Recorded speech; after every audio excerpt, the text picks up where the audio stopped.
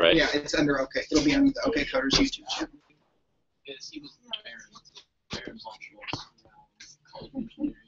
I wonder, is it visible? Like, can you tell what's on the screen and stuff? I'll look. I'll go on and do it now. All right.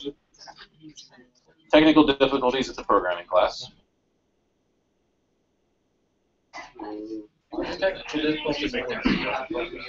Anything.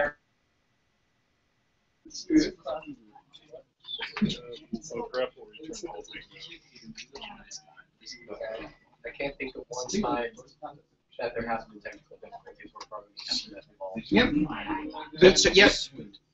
It's on, and it'll say they're archived with it. If you want the other ones, all you have to do is just ask Daniel. Yeah, Phil, you're broadcasting. All right, cool. It's a little bit away. And hopefully it's visible enough to see everything. Okay. You have to ask Daniel to invite you to there. Maybe Phil was. If you invite you to one, it's all of you. But they're maybe here under Phil's channel. I don't know. It'll be the OK Coders one. Yeah. So. All right, let's get this started. So, apologize for the delay. Not used to doing that. So, we've got, so it was over there. We got Shelby. I know you guys don't know Shelby as well, but Shelby is also here to help. So, class, throw up a hand, and either Milo or Shelby will join you. I thought Amanda Harlan would be here as well, but she's still not here. Hopefully, we will get here one afternoon. So, Amanda does the OKCJS user group, and is pretty cool and knows about all this stuff as well. Okay, we are going to spend the first half of class. We're going to slow down today, since last class moved pretty quickly and was obviously confusing. I think I need to work on presenting CSS a little bit better. But we're going to slow down today. We're going to actually go over all of the homework that we had and make sure that we understand that. And then we're going to spend the second half of our class being introduced to Twitter Bootstrap. So rather, first half of class will be homework and wrapping up CSS that we didn't get to last time. Second half of class will be Twitter Bootstrap. And we won't get through all of Twitter Bootstrap today. We're going to miss the grid system, which we were talking about the other day. But we're going to save that and deal with that by itself next week, along with starting up JavaScript. So, okay. So there's been a couple of questions of, like, how do I even get my hand? Milo has been letting folks know that there's another Git command called git clone that can actually pull an entire repository down from the internet, which is pretty sweet. The other way to do that, if you don't want to be using the command line for these things, or also because we're going to explicitly learn how to do that in future lessons, and I'm going to have you guys start pushing to Git as well, so we can look at your homework. You can just download every file in the repository. So I'm going to go over to the CSS homework here.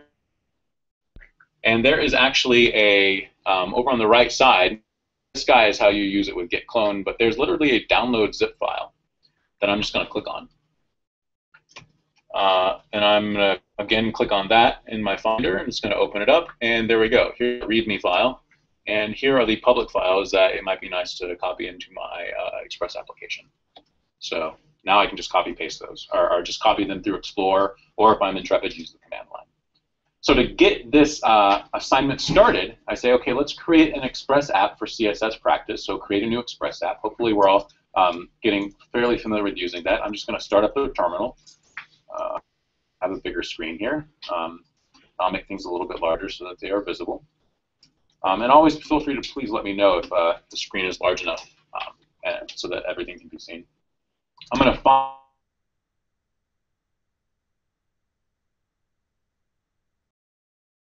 this directory, I CD into an OK Coders folder in there for the CSS lesson, so I'm going to CD into that.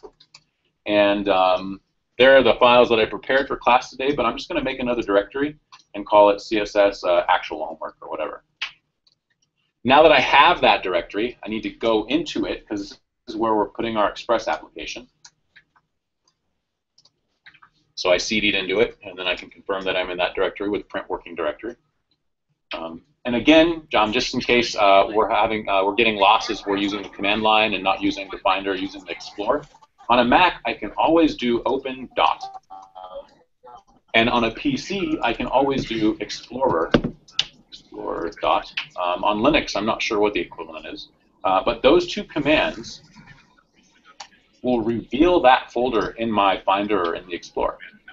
So it's like, hey, that's where I am on my computer, right? And remember, this is just another interface to the same underlying information on my hard drive. So Explorer dot, and that's fine. You know, we don't want everybody to get lost using the command line and get really frustrated using the command line. Feel free to ease yourself into using the command line. So check it out. We got a new. Oh, you guys. So inside this directory that I just created for doing this homework assignment, I template my Express application with the Express command. It generates a whole bunch of files that it puts in that directory.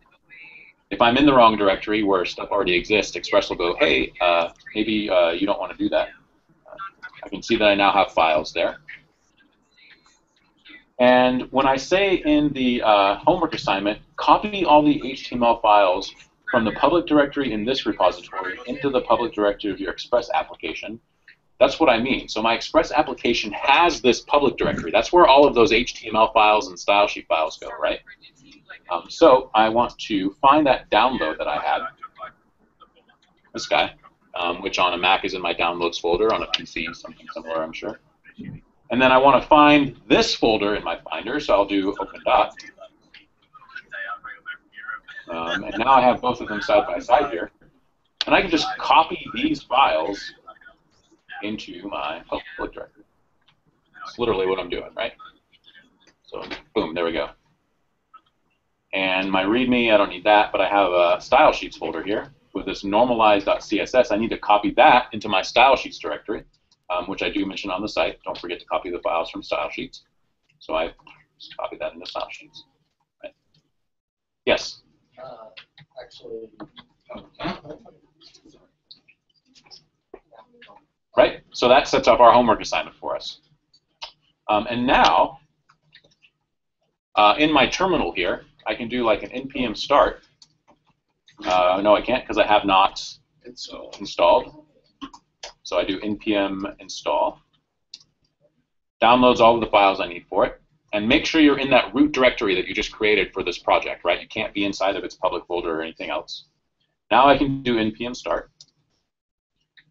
Starts up at my localhost 3000. So if I go to my web browser, localhost 3000, it will now grab any of those files that I just put in my public directory. That public directory is what the web server looks at when it wants to give files to somebody who's browsing to my server. And so locally, I go to localhost 3000 and it tries to find those files. On Heroku, if I go to amazingsunset-453-herokuapp.com, that file, then it's going to look in the public directory for it. So I have my index.html. What else do I have? I have a navbar.html, which we didn't have to do for class, but here it is. Apparently mostly styled already. I think I wanted you guys to do that. And then I have a selectors.html. Okay. And then I have a columns.html. Right? And now I need to edit these files in order to accomplish the homework assignment. So what is the easiest way to do that? We've been using Sublime for the class, so I load up Sublime. If I have a window open, I can just close them. And on a Mac, I can go to File, Open. And sorry, you don't see the file directory up there, but I go to File, Open. On a PC, you go to File, Open Directory, and find that folder inside of your file browser, wherever you stuck it. And so I did it in OK Coders, CSS, actual homework. That's what I'm opening, that folder, so that I get this lovely view on all of the files inside of that directory, including, over here in public, all of those HTML files and whatever style sheets I've got. So if I click on index, boom, there's my index.html, and these are the instructions for the assignment, familiarizing ourselves with the many CSS properties that we can set. Or I can double-click on selectors, and it will open it up in another tab, and here are the instructions for the rest of this assignment.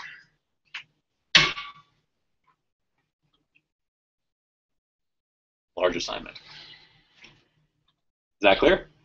Right. So hopefully, I mean, we definitely don't want to be getting lost here, because now we're only just starting to work on the homework assignment. But really all we're doing is we're just navigating around and opening files. So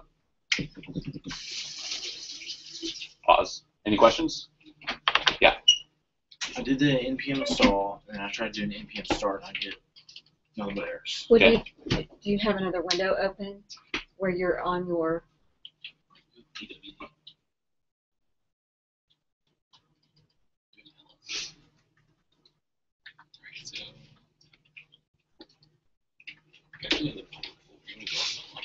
Yep. So that's what I mean when make sure you're in the root directory. You can't be in a subfolder inside of your Express Applications project. So make sure you're in the root directory. You cannot be inside a subfolder in your Express Applications project. One more time. It is worth repeating. Remember that once you've started your Express application, you can Control-C to quit it. That is actually the right way to do it. Hold down the Control key and press C. I use a keyboard shortcut, Control-L, to clear my screen. You can do that or not, but it's advantageous for instructions. And so to be clear about what I'm talking about there, this is the root directory for my Express application. Anything inside this folder, like the bin folder, the node modules folder, the public folder, the roots folder, the views folder, are subdirectories. And so if I cd into one of those directories legitimately because I want to do stuff in that directory, I cannot npm start from that directory. I have to get back into my root directory. What is in the nodes locals folder? Error. It doesn't know what I'm talking about. There's no package.json file here because it is one directory up. And now I can do npm start again. Yes? So in other words, npm start goes with whatever directory you're currently in. npm start only looks in the directory that you are currently in. npm could be better designed so that start looks up a directory to see if it can't find the file that you mean. Maybe we should fork it on GitHub and make that fix. That might not work because then in your node modules, all those. Oh, they all have. Yeah. Right. Because they all have packages. What if we just type one level up? Super. Or what if you're 2 levels deep? Snap. Okay, so let's do this homework assignment, right? So let's go over this homework assignment and figure out what we need to do to make our index.html. Actually, let's go to our index.html and figure out what we need to do to apply these styles. And so I left it up to you guys, which in hindsight I think was a mistake, to just figure out what these styles were, right? I think if I were to do this in the future, I would start with the styles and then do the selectors rather than start with the selectors, which are slightly more complex and a little more abstruse. But these things are easy, I think. That was one of the reasons why I just sort of jumped ahead. So let's make sure in our web browser, let's make sure that we're still running npm for one. So I want our web application, so I do npm start if it's not running. And again, remember, from our root directory in the application. And I go to my index.html file in my web browser so that we can see as we apply styles to this page. All our homework will be put in a public folder, and when we install the dependencies, it's not going to conflict with the public. Does that make sense? It doesn't rewrite the public. I would start by creating the Express application and then copying the file folder. Yeah, don't. So when you download those files, don't create the Express application in the directory that you downloaded. Do it in another directory and copy those files from public into that one. So, all right. And so the plan for this for doing this homework assignment will be just to fill in each one of these classes and then view it in our web page to see what the difference is. And if we look at our HTML, I go, okay, well, I've got this dot red. So what does the dot mean? Class. Applies to class. Red is just the name, right? So if I look at my HTML, somewhere in here, there should be a class equals red. And sure enough, it's right there on my H3. And let me enlarge this a little bit. So that's what we're targeting, right? Where is that? Wherever it is, let's make it happen. And so with a color, what I want to do is set the foreground color, that's what these guys all are, right, for the text. How do we do that? What's the right property to use? You guys, we're working on this, so you should have the answer. It's, Color. Color, right, color. And I say use a hex value. Did you guys figure out what that was? So there are a number of ways to style colors in CSS. There's like 5 different ways to style color. The most straightforward way is just to use a color name. And there is a list of color names that CSS supports. Another easy way to do it is with RGB values. So if you guys remember Roy G. Biv from kindergarten, I guess, you can do it with RGB values, and you do an RGB. Sublime goes, hey, I know what you're talking about, so I'll press return there. I need to provide it 3 color values for red, green, and blue. And those values are from 0 to 255, which tells it how much a red, how much green, and how much blue to provide. And so I could do a red with RGB by passing complete red and then no blue and no green. So 25500, right? That's a legitimate way to do an RGB value. Rather than going into this detail, though, I'm sort of leaving it and saying, hey, here's one way to do colors. You're going to have to figure out the rest of it on your own, right? I've said use a hex value. A hexadecimal value is another way of representing numbers. It uses a 16 character or 16-bit system rather than a 10-bit system, or bit's not the right word here, but Base. rather than a base 10 system, thank you. So like with our fingers, we can count up to 10. In binary, we can count up to 1. So we do 0, 1, and then shift over. And in hexadecimal, we have the numbers 0 through 9, and A, B, C, D, G, or A, B, C, D, E, and F. A, B, C, D, E, F. Yes, right? That's the alphabet. I have not been drinking, officer. So, and then we can encode the numbers 0 through 255 with those set of symbols, right? And so for a full 255, like if we want to represent the number 255, we do it with an FF. FF is the number 255 in hexadecimal. Okay, that sounds maybe a little crazy. Again, I'm going to leave that to you to explore. This is another way of counting numbers. That's all it is. The trick is you've got to know what the values are. In reality, I don't know what the value is for orange or the value is for light blue or mauve or whatever. Probably I'm going to look it up on Google. Hex value red. And so I see W3 Schools gives me a link. Is there anything else? No, so let's go to that. And so W3C says, hey, you're talking about red? This is the hex value for for red. And then this is the RGB value for red. Okay, pretty handy, right? So use those resources, yeah? Use those color resources. Also Adobe Coolers. And Adobe does. I mean, if you've got Photoshop on your computer, you can run up Photoshop or some kind of Adobe. Is that a website? Adobe? Adobe Cooler, K-U-L-L-E-R. That's color wheel schemes. And so probably it lets me pick a, so I can pick a color on here, I bet. And somewhere in here it'll give me RGB values and hex values, right? So what is the pound sign in front of this value here? That tells the parser, so the thing that's looking at these properties and values, that I'm talking about a hex thing and not something else. So pound says, hey, what's coming after this is a hex value. And we saw that it was FF0000. Sublime goes, hey, I know what you're talking about there. Color codes it with the syntax, and then I need to put a semicolon in there to end that. So we got a color value. If I save that and refresh my page, something shows up red. Yes? There's also like weird Xcode issues, like just trying to use Git, like Xcode. What are you trying to do with Git? Just Git add. And then is it asking you to install Did you Xcode? put the pen, and you need to put the So, pen. pause for a 4 second. zeros. I think it looks like you have 5 zeros. It's incorrect in Sublime. It should be a different color.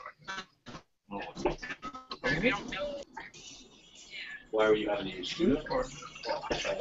It's still not working. No, it's working now, but it wasn't showing us the same on yet. Oh, okay. If you put another 0 there, see what happens. See how it turned yellow? There we go. Awesome, thank you. Password.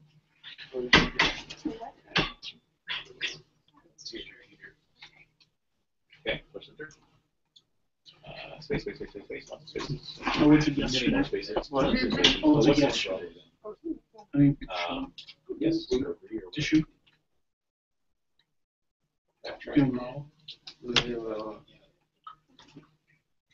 No, weird though.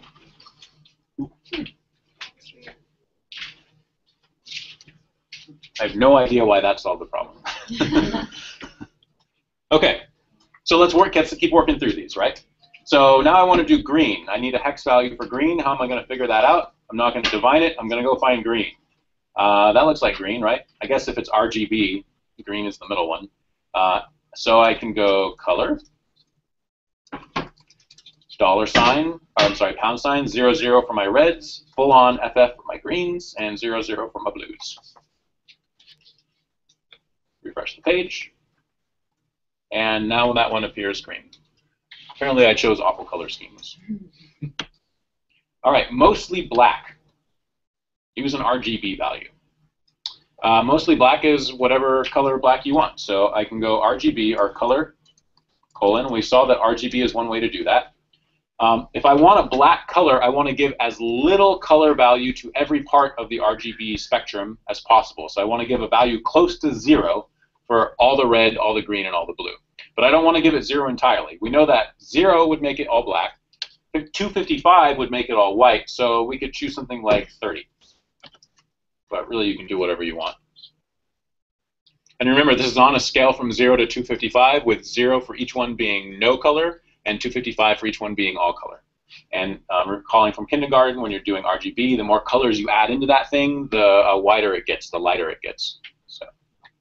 So mostly black. One of these things should appear not as dark, but it'll probably be really subtle, so I'm not sure which one it is. So where is it? Right under the green, this guy right here. So let's make it a little bit lighter.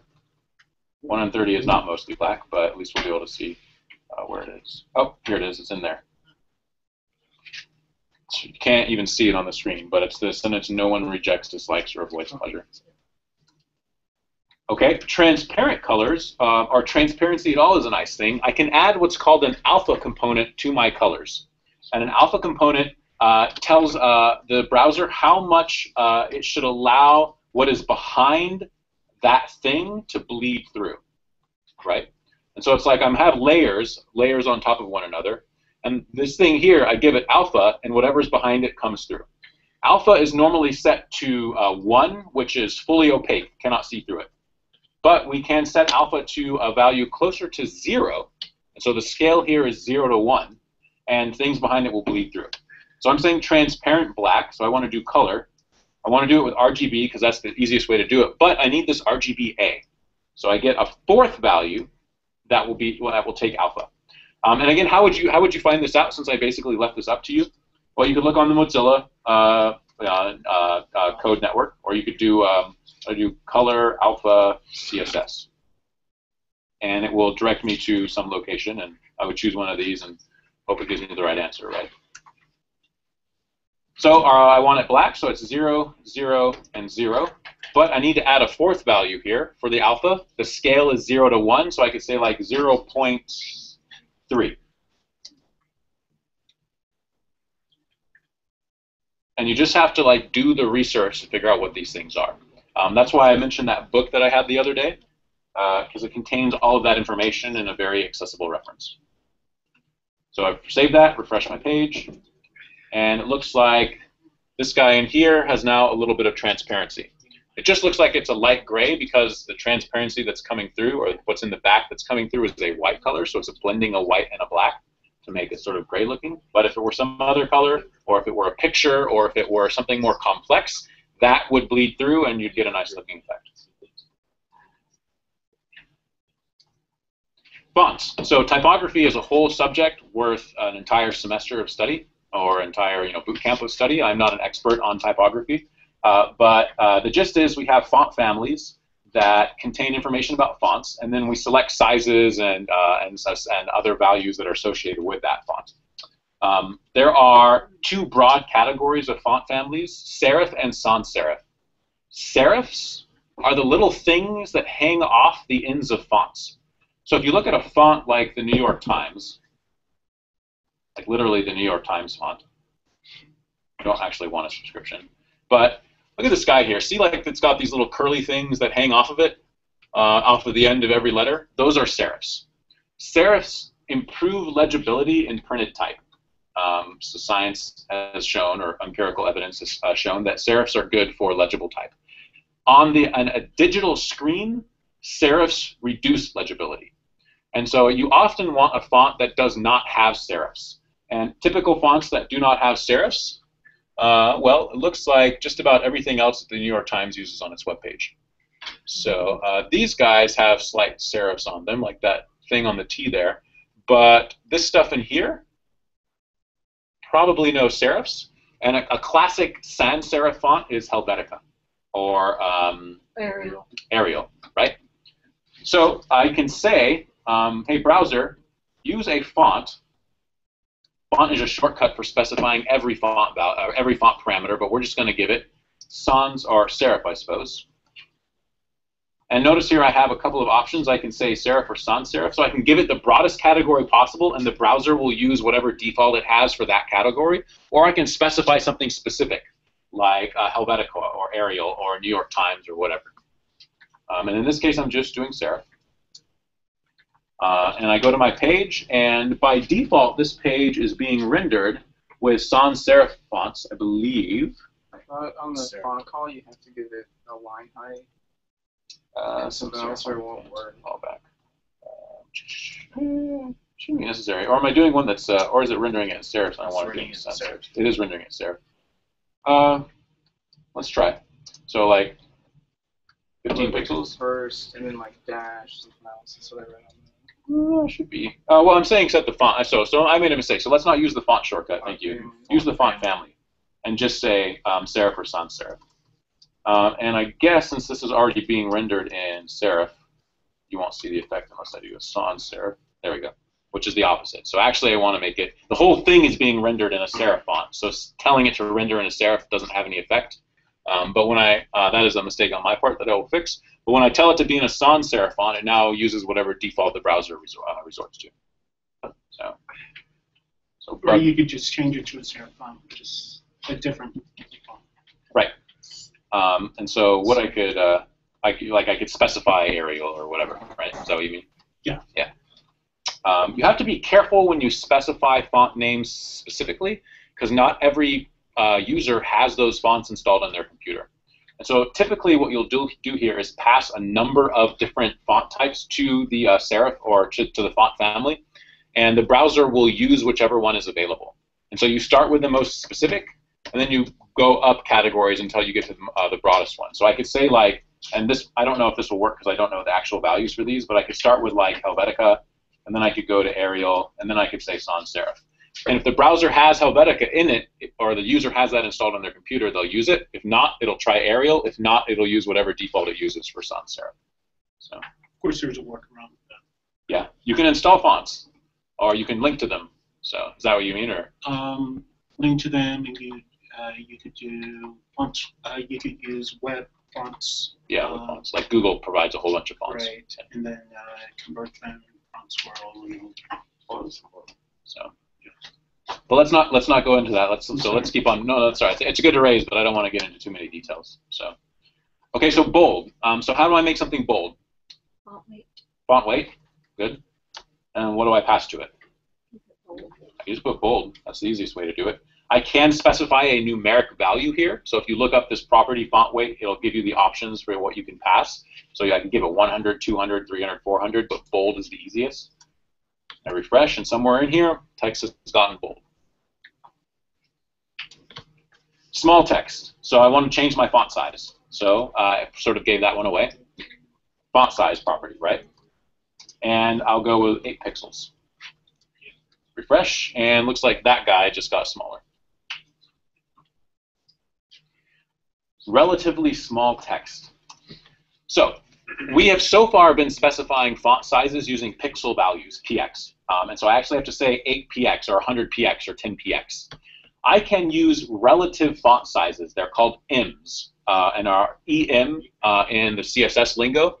And em is literally the amount of space it takes to draw, the width it takes to draw one em.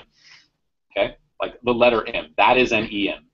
And it will, using a relative value, lets me set the size of that font in to some proportion of the width of a single em that it would normally be otherwise. So that sounds a little bit strange. why would we want to use a relative value at all?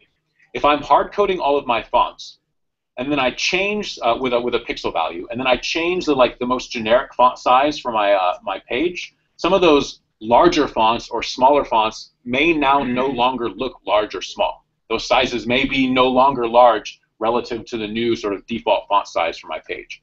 When I use relative values, if I have like a baseline font size for my HTML tag, and then I do 1.1 EMs on headers and 0.9 EMs on my body, if I change the baseline font size for my HTML from, say, 12 pixels to 40 pixels, the EMs will now be in terms of the 40 pixels. So it will be relative to the value that it should have been.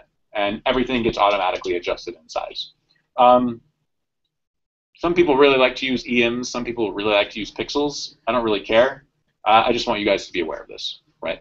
So I could say relatively small size or text. So I go font size. I can say 0.1 EM.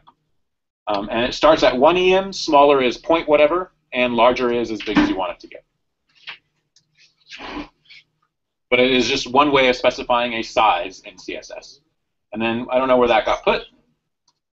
It's this ipsum right there. So in the green. And the red, apparently. It's also where it says the Latin and English translation. Oh, and the Latin? Sweet. So it looks like I have it. But we can always find out which one it's talking about by looking at our HTML, right? So somewhere in here is relatively small text. There we go. Okay, relatively big text. Again, I could just use font size.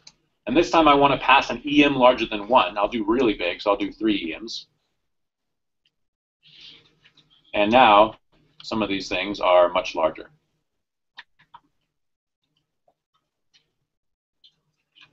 And to sort of emphasize this fact that, well, I don't have any good, never mind, I won't go into it.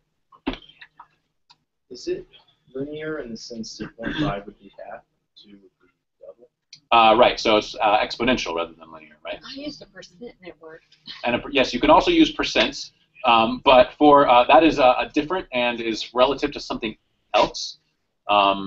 It's not quite the same as using an EM. So, but that is another way of doing a size value. Yeah, so half would be half, 2 would be twice as large. Well, I guess that is linear, right? Because 3 would be 3 times as large. So excuse me, yeah. Excuse me. 3x, 4x, 5x, 0.1x, whatever. Line height. So how do I set a line height property? Giving it away again, right? Line height. And I can set it to a pixel value, an EM value, whatever. I'll do 50 pixels because that's extreme. Actually, I want it to be double line height. So really, what do I have to use here? Just 2. 2 what? EM relative to what would normally be otherwise. That is a double line height. And then just the 2. But EM is what you Gotta use EM because otherwise it'll. I think by default it will put it in pixels. Oh, okay. And so now a double line height down here. Underestimate the value of extra space on anything. Makes everything look nicer. Align right. Property here is text align, and the value I want is right. Refresh my page, and so it looks like it aligned this right. Underline is a text decoration, or is it a text transform? Which one is it? I don't know. Text decoration, and then underline. Refresh, and I've got a couple of things underlined here. Strike through is also a decoration. Yeah. Text decoration. Is it strike through? Line. Line through. Awesome. See, I don't remember what these are either. So that's not the point.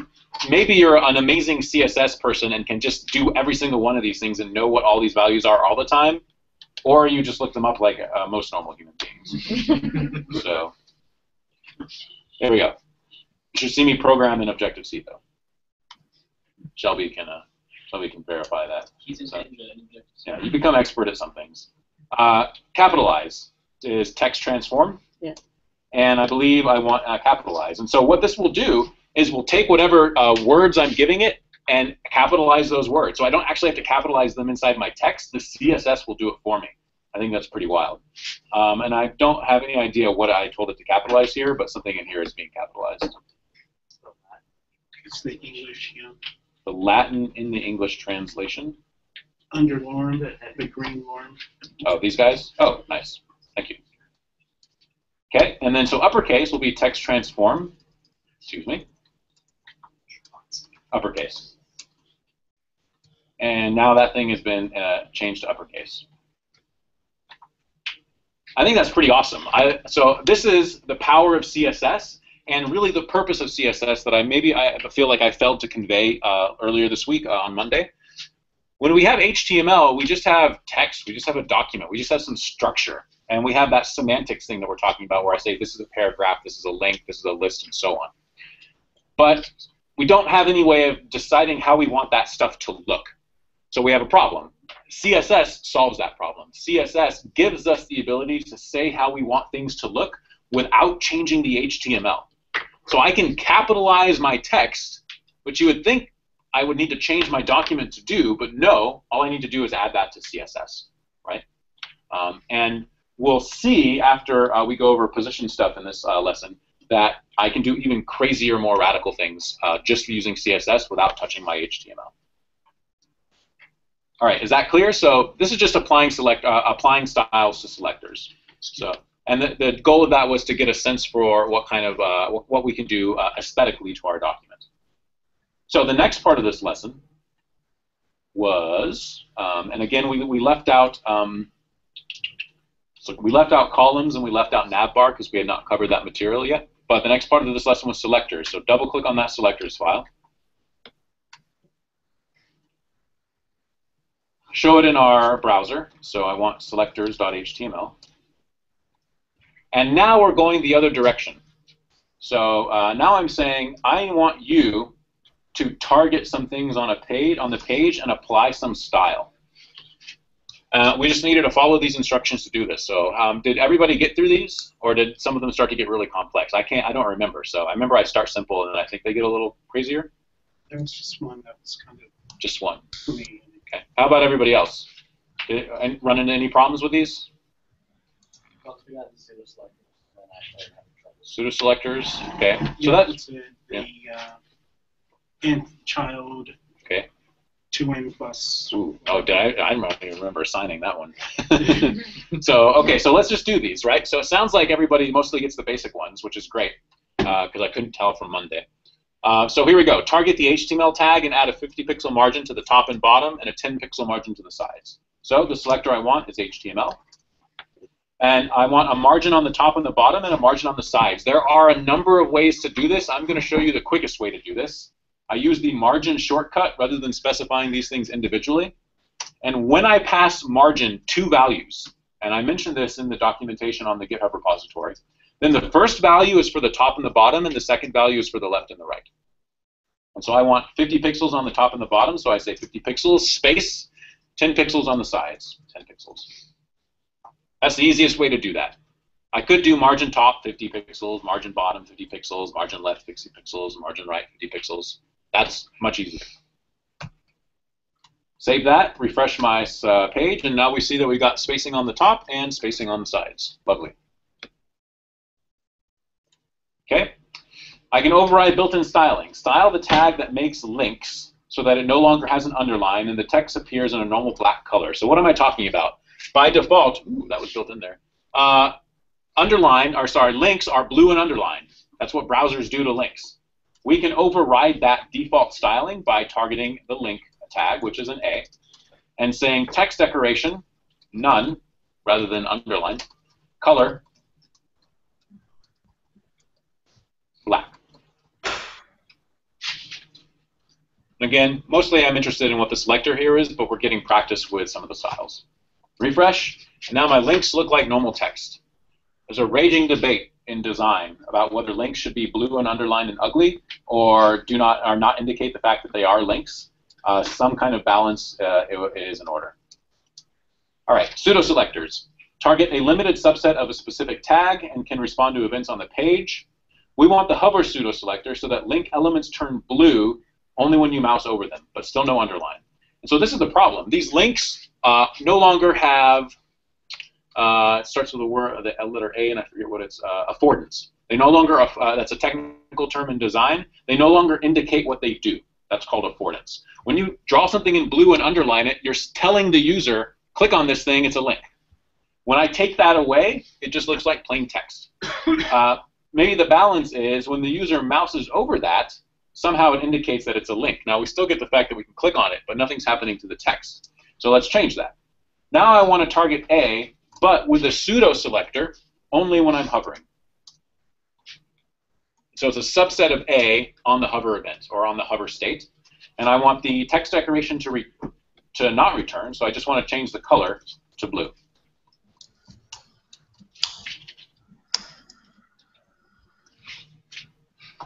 Refresh, and now that blue comes back. It's a little hard to see on this screen, but it is in there. If I wanted to add the underline back only on hover, I can say text decoration, underline. And now it will only be applied when I'm hovering.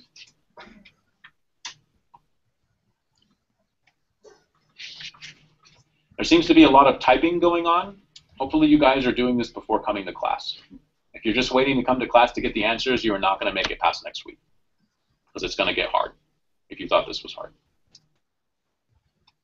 Tags can target classes. We already know how to do that. And classes can be applied to many tags. Target the big class and set the font size to 32. So what's happened here is inside of this document, there's some classes. I need to target those classes and apply some styling. So .big is our class. Font size, 32 pixels. First page, and somewhere in there, courtesy just got larger. Target the container class, width of 960 pixels. Again, I'm targeting a class, container, width, 960 pixels. And its content is centered on the page. Did we go over this at the end of class? Did we make it through that when we were talking about the box model? I don't think so. I have that on here to talk about. There's a nice trick. So I can set the container width to 960 pixels, and I get this. But what I really want to do is take all of this and center it on the page. There is a CSS trick for doing this. I have no idea why it does it. I still haven't learned this. Maybe Maiwo or Shelby knows. If I set margin to 0 for the top and the bottom, and auto for the left and the right, it will center that thing inside whatever it's contained in. So I refresh my page, and now this guy will remain 960 pixels, but is centered in the page. I find that to be a strange way to do that, but it works. And if I adjust the size of my browser, it continues to stay centered in that area, no matter how large the window is. We missed going over that in class last Monday. Could you do the alignment that it's auto-aligning itself to the center? I guess, I mean, that would be the browser's default behavior for an alignment, so for margins, but it's because it's not alignment, it's margin, so I find it very strange. Alignment is different, so alignment covers like text alignment and stuff. Okay, tags can target IDs, but an ID must be unique. We know that. Target the navigation ID and give it some margin, padding, and a background color. We target an ID with the hash. So I hash, and then navigation is the name of the ID that I want to target. I set margin to, I don't know, 50 pixels, padding to 10 pixels, and background color to, I don't know, steel blue is very popular. Actually, let's do a really light gray. So I'm going to use a hexadecimal value for a really light gray color. Remember, FF is really close to white. DD is a little bit darker. EE is in between, so I'll do EEEEEE, which is the equivalent of a very light gray color. And now my navigation element has a margin, some padding, and a background. IDs are not classes. Notice that we have a footer class and a footer ID. That's okay. Target the footer class so that it has a top margin of 20 pixels. So I need to do dot footer for the class target. Margin top, 20 pixels. And then I want to target the footer ID, so hash footer or pound footer, so that has a top padding of 10 pixels, so padding top, 10 pixels, and a solid black border on the top. I can say border top. 1 pixel solid black for that shortcut. That's how we would want to do that. Refresh, and that's what it did down there. So I get the border here, and remember how we saw we could do that with the HR tag before, the horizontal rule? Nobody really uses the horizontal rule tag anymore. Instead, you add a border top to whatever thing you want to have that horizontal rule at, or like a border bottom. no way to have a class and footer as selectors on the same line, space. Yeah, we could, if you wanted to. Class and an ID, I mean. Yeah, so I could have done something like this. Well, it wouldn't work because I'm giving them different values. But you're talking about like that? Yeah. Yeah, so that's totally legitimate. But then anything I give it will apply to both, right? And these are separate. So, but yes, that's totally allowed. What's the difference between that and this? So I deleted the comma. They're not separated. Not separated, so what's the effect? So what is this targeting? All of them in the document, huh? Mm-hmm. No? Class footing. No. Remember, what happens when we combine these things without spaces? We touched on that last on Monday. Just a parent-child. A parent-child relationship, right? So this finds all elements whose class is footer, and inside of those, only that element whose ID is footer. That's super important. And I think we target that below. So I can target more than one selector at a time. Oops, so exactly what we're talking about. E.g. big, comma, small. Target the H1 and H3 tags in the same line, so H1, comma, H3. And set the text color to green. Color, green. And so again, I'm just doing that by using a comma to separate them. And so I'm targeting them independently of one another. And here we go. You can combine selectors to target subsets. Use the period with no spaces between selectors. So target elements, and then that target elements that matches both. So for example, only those paragraphs with the foo class would be p.foo. Target only the section whose ID is Latin text. So a section, I want to target that, but only those whose ID is Latin dash text. And set the color to a slightly lighter black. So color, I'll do an RGB in this case, and I'll do, I don't know, 2020. Probably won't show up on the page all that much, but in any case. Do the same for the section whose ID is English text. Use the selector combination with the period, which I don't think would work, because I say section whose ID is. Let's see if I accidentally make class here. Nope, that's an ID. And there is no class value there, so that is a mistake in the text. Did anybody figure out how to do that with a period? Did I mean something that I didn't say? I don't think so. Which number is that again? So we're about halfway through. So really, I have to do section hash power pound English text. I can't use a period here. It worked for me. It did work for you? There might be a class English text. I thought that was a mistake. Yeah, it is a mistake. Yeah. Yeah. Oh, never mind. So it shouldn't be use the period. It should be use the hash. So mistake in the instructions. And then do the same for that section. So I could do color here. How would I combine these into the same line? So I'm applying the exact same color to both. So I can use that comma, right? I can use combinations of these things even with commas in them. So I can grab section Latin text, comma, section English text. Now it's going to target those sections whose ID is Latin text, and independently of them, comma, those sections whose ID is English text. I can say color, RGB, and so on. So that has the effect of doing all of that. This is gratuitous. What's gratuitous about this? There's too much information here. We talked about this on Monday.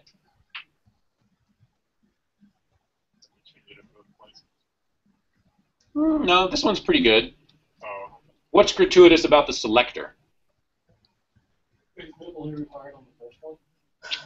You need the section twice? What, do I need the section at all? Well, because you have the ID. Because I have the ID, Yeah. right? Yeah. So remember, the ID is already targeting only one thing ever. I mean, there is only one section whose ID is Latin. There's only one HTML tag in the whole document whose ID is Latin text. So if I get rid of the section, it's still going to target the exact same thing, right? That would not be the case if this were a class, right? Because classes can apply to more than one type of element. So if this were a class and I said section.Latin text, or I just said .Latin text, the enormous difference here is this guy will only target sections with this class, whereas this guy will target any HTML element with that class, right? So it's a way to sort of narrow the scope. I can target descendants of a selector by adding a space between them, as I mentioned. So HTML is a tree in a sense. It's got, or a hierarchy. and a descendant is one leaf below that, or one like thing inside of that hierarchy. So the P span selector would target only those spans inside of a paragraph. Target only those paragraphs that are inside a section. So I do section, space, paragraph, and then I set their font to a serif. So font, our font family, to serif. And again, our document is already in serif, so let's do sans serif instead. And now it's only grabbing paragraphs inside the sections and changing those fonts. We can use the greater than symbol to do something even stranger. So right now we are finding all paragraphs anywhere inside a section. So if we have like a section and then a div and then another div and then another section and then an article and then a paragraph, it'll find that paragraph. If we use the greater than sign, so if I were to do something like this, section greater than paragraph, it will now only find those paragraphs that are immediately inside a section. So it has to be section, paragraph. It will not find section, article, div, paragraph. That paragraph will be ignored. It will not find section, article, paragraph, because it's already two levels inside. It must be immediately contained within that element. And so notice in the English section we have two H3s, one of them in the section itself and one of them in the div inside the section. So let's look at that. So if I look at my English here, this guy, here's my section, here's the H3. And so this H3 is immediately inside section, but over here I have another div and then an H3 in that. So this H3 is another level in the section. Yeah, there's a div in between them. So the instruction says, target only the first H3 in that section and set the color to be red. So if I do this, section H3, color red, it's going to hit both of them. These guys right here. Not what I wanted. In order to only get that first one, I have to put that greater than symbol in there and say only go one level deeper. And now it only gets that one in the save screen. Right? So this is the complexity. This is like the specificity of selectors that we didn't cover in class, but I left as a homework assignment so you guys can get practice with them and be aware of them. So are you watching? We can target siblings in addition to children. So siblings live at the same level. If this H3 is inside this section, what do I call the relationship between the H3 and the paragraph? They're at the same level, right? That's what that word siblings means. They're at the same level. Both of them are inside the same thing. So we call them siblings, or they are both children of section.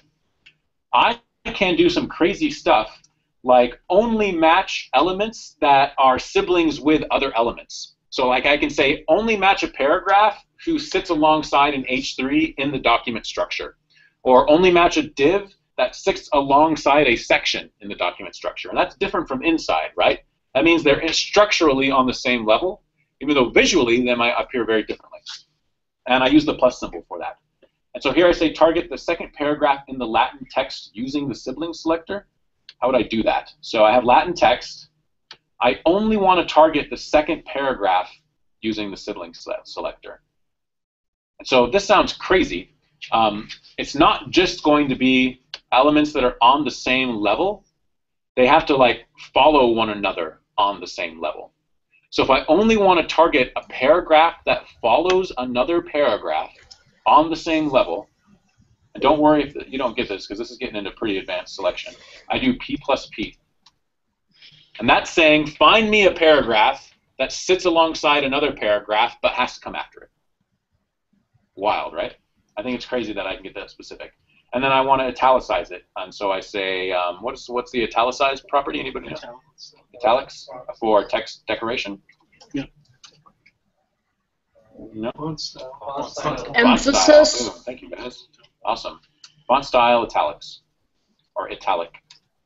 Now when I refresh this, only that second paragraph is now italics. That's nuts. I think that's wild. So what I did was a little more, I guess. Yeah, go for it. I did the section ID Latin text space P with a pseudo class of nth child. Okay, so that would be another way to do it. I can target specific children of an element using int child, which would start at the section, say, and then get the first, second, third, fourth, fifth, or sixth paragraph inside that section, right? But that will be a different selector from this guy. Yeah, they'll have different effects because this will find any paragraph that follows another paragraph, whereas that will only find that paragraph inside that section, right? But that is another way to do it. And it would look like this. So what's the section that you targeted? The Latin text. So Latin text section. And we already know that we could just do #Latin text. And then I'm going to say comma because I want to find things inside that. And I'm looking for Paragraphs. Paragraphs with a pseudo selector. Int child. Int child. Int is like which child, first, second, third, fourth. And in parentheses, And then I give it a number. 2n plus 1. 2n plus 1. Oof, that'll be every odd plus even plus 1. I'm not even sure, right? Let's just try int child 2 here. And it might not even be 2 because I think these things normally start from 0. Yeah, that didn't work. Font style, and that's because they only start from 0, which is a programming thing. So italic didn't work. It got this one. Right. Okay, so that's weird. Because original Latin is the first child. So I mean, if you but do it's an H3. It's still the first one in the section. But it's not a P. So if you do the 2n plus 1, it does work. do For 1. some reason. We do 3. Does it get the second one? It does. Interesting. So something is right about what Jeremy is saying there. I did that on Code Academy today. Latin text P. The original, the original Latin. Interesting. Still the section. So That's is the it first child. better to do it that way? Because whenever I'm doing But this is something, an I just H. put it in It's class. H3, but it's I really just put it in a class. Okay. All right, Because so I've never, I mean, I've never, let's be honest. yeah, kind of confusing. Okay. One, I have no idea why that works, and the other way doesn't work, and then this way does work. So at some point, we get to really complex CSS selectors that are mind-bogglingly, complex. The purpose of this assignment is to familiarize you with the possibilities so what you can accomplish, not to show you the best way to do it. Really, the best way to do it is, like you're saying, just give it a class. You want to target that paragraph? That's what a class is for, or that's what an ID is for. Go give it a class, and then target that class instead. That is totally the right way to do that. Create a class that is for italics, so that you can attach that class to anything that you want to be italicized. Yeah, that's really the right way to do this. We'll see that Twitter Bootstrap helps us accomplish exactly that. So, okay, we've seen that we can use pseudo selectors for a link, but we can also use pseudo selectors for anything else. Like the hover selector doesn't just apply to links; it can apply to anything. We saw this kind of in class on Monday. I want to target any paragraph. When I hover over it, I want to turn its background color to a light gray. So I can say p:hover, and I say background color. And I'll use, this time I'll use a hexadecimal value for a light gray, D, all Ds. And so I'm just applying a pseudo selector to the paragraph. Hover is do. So now refresh, and anytime I hover over any paragraph in the text, it turns to gray. So I think that's pretty neat. Other pseudo-selectors let us target specific children of an element, so this is what we're getting into. Find them on the internet and target the first child of the UL inside our navigation and set its font size to 1.5 times larger than its default. Let's just skip that one. Anybody do it? What do we get? I think, I'm not sure that, oops. This guy knows the answer. What's the answer? The LI first child. Okay. Ooh, that's even easier. First child. First child is a pseudo-selector. Okay, yes? I did it with UL and child 1. Okay, so poof, look at the different ways we can do this. UL, nth child 1. So here I'm grabbing the first child of the UL element. The other way, so this guy is taking any LI that's the first child of whatever it's inside. So two different ways of going about it. Maybe that's why that nth child one is they're both nth children. Crazy. That requires more investigation. Okay. Again, though, the point of this is not to say this is the right way to do it, but just more to be aware of them. I am not such a CSS wizard that I could tell you how to do things. We see that we can combine selectors in interesting ways. And what does this one do? This one was meant to be a purpose. To be a demonstration of how we can use animation properties with our CSS, which is more advanced stuff in CSS3. But basically, I want to say target any section whose ID is Latin text, find any divs inside of that whose class is footer, and then find the first any immediate siblings, children, whose element is span. Set its display to this, and do an animation delay for setting the background color to white and the color to black. Now, when we load the page, we don't see that effect because that's what's default state. But now I'm saying find that exact same thing, but when I hover over it, set its background color to red and its color to white, and with an animation effect. And so if I find whatever paragraph that happens to be, that guy right there, you'll see this thing fade in and out, right? Or it's fading in, but it's not fading out, I suppose. I might have syntax error somewhere. But that's that animation effect that we can get from CSS. You can apply an animation effect to almost any property that you can set in CSS. So like if you set the width of something, or you set its position or whatever, you can apply or include a transition delay and a transition duration, and it will affect that property, right? I think that's pretty incredible. So. Why did you need the WebKit? Good. So that's a great question. So these are CSS3 stylings or properties, which are brand new. They're starting to be standardized now, so it's maybe not entirely necessary, but even up to like a year ago, different browsers implemented them differently. And browsers that implement custom properties would prefix that property with a vendor sort of ID. WebKit is Safari, and everybody that uses the underlying implementation. Another one you'll see is Moz, which is Mozilla, so for Firefox. Another one that you'll see, I think, is, what does Internet Explorer do? Does it do E or IE or something like that? IE. Applies specifically to styles defined by Internet Explorer. Well, what these guys were doing, they saw that transition delay was going to be in the specification, in the standards. But nobody was implementing it yet, and the standards were not fixed. The standards hadn't been finished. They were still being worked on. So they said, well, let's go ahead and implement those anyway. And if you want to use it, just make sure you put WebKit in front of it, or IE in front of it, or Moz in front of it. So that's a good question. Okay, so that was a ton of stuff. CSS. Make a little more sense, hopefully. I feel like I juggled that lesson pretty poorly last time. Let's take a break. We ran really long on this. So let's. It's 7:13. Let's break for 5 minutes, and then come back, learn a little bit more CSS, and start learning Bootstrap. So.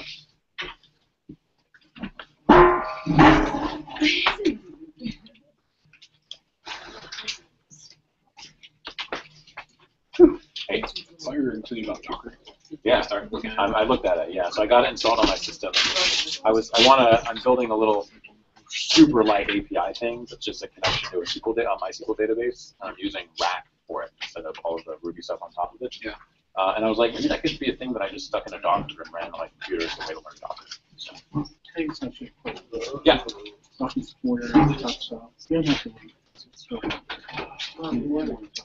Oh. So, border top style is only talking about the solid part. If you want to apply the shortcut, really you just want to target border top. That should be correct.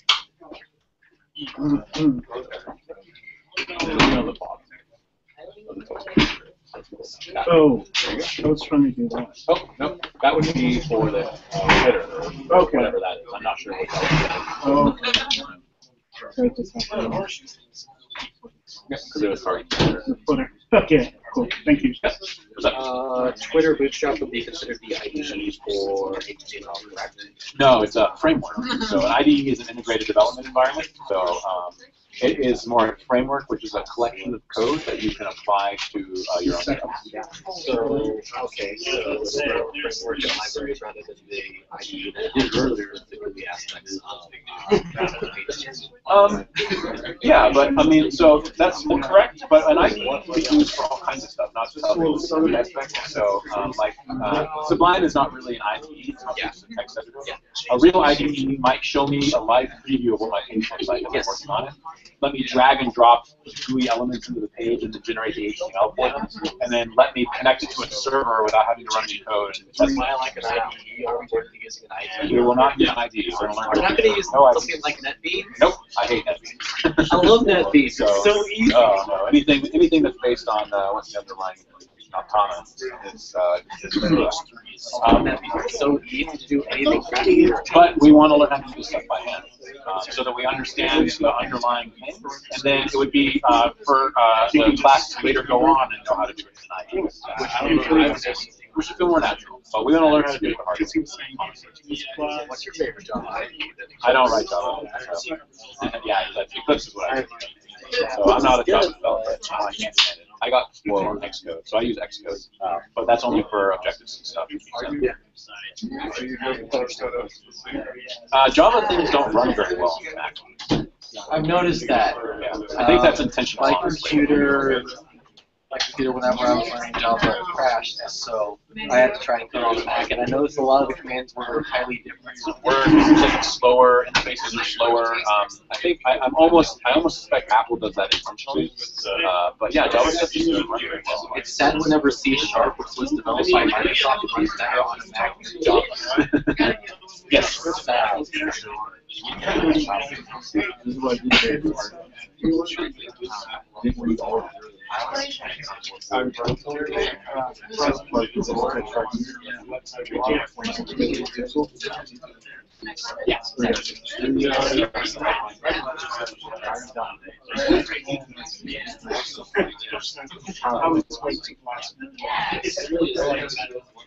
happens if you What happens if you body?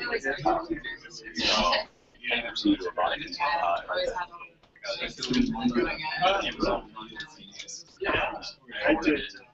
I was not what I would expect. I'm a computer nerd, and I'm just because maybe what's happening is fine. So it's looking like a child, third in child, but that thing has to be a paragraph in order for that to apply. So maybe you're right. The intuition is yes, because it's the in child of the body, but it won't work unless that thing's a paragraph. So like, do this. Do H3 in child. You got to make sure it works. Now it doesn't work. So I think it's trying to find an H3 that is the inner child, but that's not happening. There is no H3 that's the third child of anything. But now if you set that to 1, I bet you it'll go, okay, that works because that's what the H3 is. Yep. Now change H3 to P, and I bet you it won't work because it doesn't recognize it as a paragraph, because the first child is not a paragraph. That's the basic.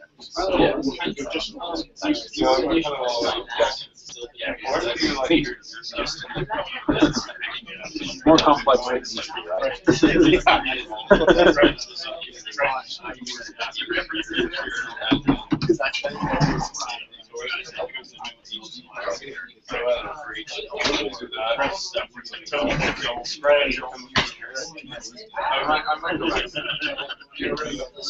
I think was the, I mean, you know, just now, if we're talking,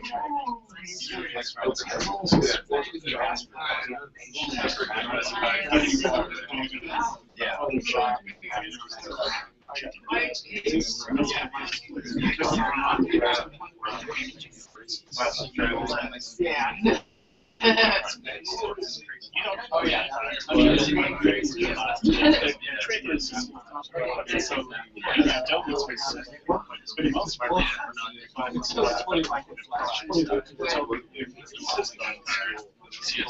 Yeah.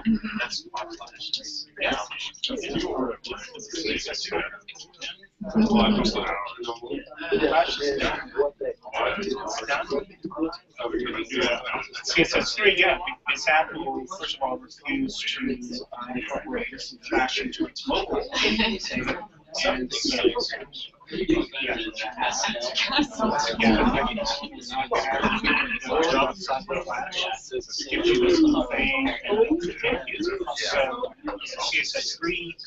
had to develop all the results. So you did have that interactivity, visualization.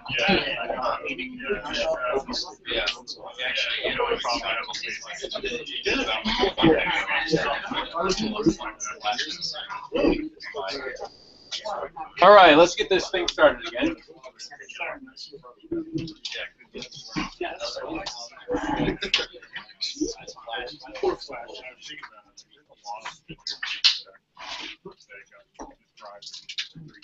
Let's reset our environment here. So I'm going to close out the stuff that we're working on. I'm even going to close out that web page. And in my terminal, I'm going to kill the application. So I'm going to do a small change of plans. Let's pause on learning more CSS. I still want to talk about positioning and layout. Let's put that off. Let's go to Twitter Bootstrap, because your Twitter Bootstrap is like a sigh of relief after you've been learning CSS, and it's totally fun and definitely worth getting to right now. So we'll figure out time for that later. Maybe I'll include it in the homework assignment as something that you guys should read yourself.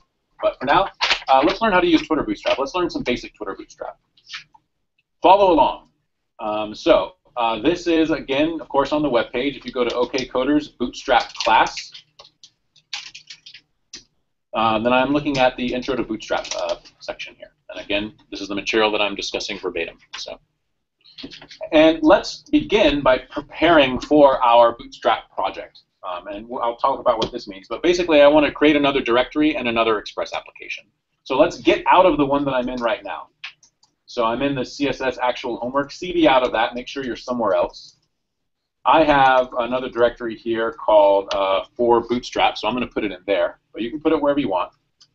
So CD into some directory, just not inside a current Express application directory. And I'm going to make a directory, make dir Bootstrap example. Or I'll call it Intro Bootstrap. Yeah, let's do that. Intro Bootstrap. So, sorry, it's way down at the bottom there. Make dir Intro Bootstrap. Okay, there it is. So I'm going to CD into that thing, Intro Bootstrap. Now this is the root directory for my new Express application, which I'm going to put together a template with the Express command, and boom, there we go. Happy. Get lots of files. Let's go ahead and find that directory inside of the Finder or Explorer. So if you're on a Mac, do the open dot trick. If you're on a Windows, do the Explorer dot trick. And if you're on GNOME, and if you're on GNOME, open dash GNOME dot. Oh, there you go. Cool. So we have a Linux solution. Open dot, and so there we go. I just have my folder in my Finder so I can get to it, through my normal GUI. And let's start that thing. So, first of all, we have to npm init. npm install. Get all our dependencies. We're going to totally learn what exactly is going on there in the second half of this class. And maybe a little bit starting next week too, because we'll be learning JavaScript. Now we're ready, so we can do npm start. And be sure that you quit your previous npm or your Express application, right? Control-C out of it. Otherwise, you'll get an error because they're both trying to use the same port on your computer. All we've done is started up a blank new Express application. We're starting from a clean slate. And so again, I can visit localhost and go to 3000, and I get my standard Express stuff. We are ready to start adding Bootstrap to our project. And so what is Bootstrap? We are learning CSS.